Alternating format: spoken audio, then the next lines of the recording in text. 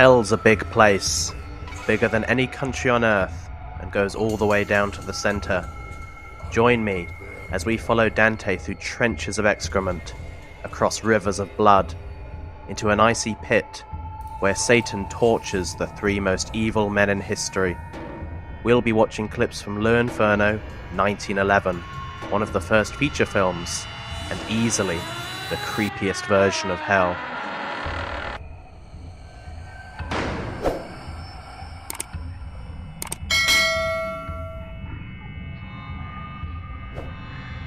Dante's journey begins in a forest, where he's cornered by three ravenous beasts: the lion, the leopard, and the she-wolf. They hunt him through the darkness, until he is saved by Virgil, an undead poet who has been sent by Beatrice, the symbol of divine love, to be his guide through hell. Dante follows him through a gate which bears the inscription, "Abandon all hope, ye who enter here." The first sounds to emerge from the darkness are the screams of people who are neither good nor evil. Naked and hopeless, they search in the mist for a wavering banner, which represents their shifting self-interest, while being stung by wasps and hornets. Maggots and worms drink the blood, pus, and tears that pour from their bodies. Virgil leads the way to a ferry that takes them across the river Acheron. The terror of those forced to make the journey, with no hope of return, causes Dante to faint. He wakes up in hell, which is the hole God made when he cast the devil out of heaven. It's composed of 9 rings, each more terrible than the last. The first is Limbo, which is by far the nicest circle of hell, and is where Virgil resides. It is for good people who didn't have the option to believe in Christ. Homer, Julius Caesar, and Saladin are among the people here. Their only punishment is separation from God. They live in castles, and share the company of Plato and Socrates. The second circle is a little less pleasant. The lustful are swept up in a tornado, and never allowed to rest. This symbolizes how they got carried away with their desires. Dante regards lust as the least heinous of sins, because it involves 2 people, and is therefore not completely self-indulgent. It also has the least severe punishment, as you will see as we move on. The gluttonous are condemned to the third circle. Here, they live like pigs in freezing mud, representing the empty sensuality of their lives. Worse, they are chewed on by the Cerberus, a monstrous, 3-headed worm.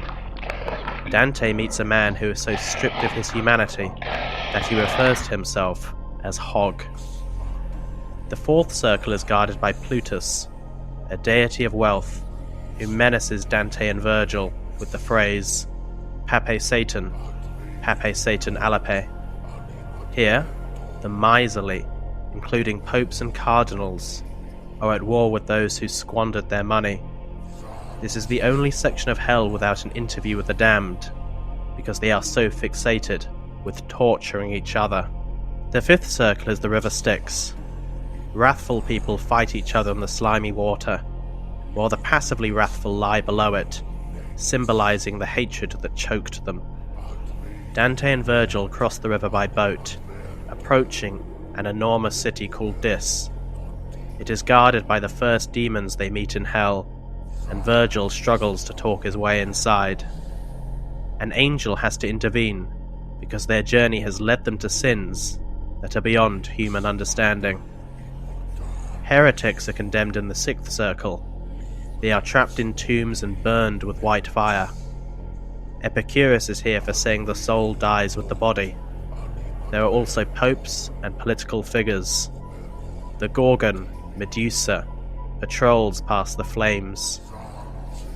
A huge drop separates Dante from the next circle, for they will now be descending into lower hell, where malicious sins are punished. The seventh circle is for the violent, and gets separated into 3 rungs. Murderers, warmongers, and tyrants comprise the first, and they are forced into boiling blood by centaurs, who fire arrows at anyone who puts their head up to breathe. Those who committed suicide are turned into bleeding trees and torn apart by harpies, and those who are violent against God, nature, or art are condemned to an eternity on burning sand, where they are pelted with fiery rain. A monster fraud called Geryon flies Dante and Virgil to the 8th circle. Among the people here are fortune-tellers, thieves, and hypocrites. There is a wide variety of punishments, which include being encased upside down in rock, with a flame burning their feet, getting mutilated by demons and devoured by snakes, as well as having your head and feet bent the wrong way. There is a well at the center of this circle, which they are lowered into by a giant called Antaeus.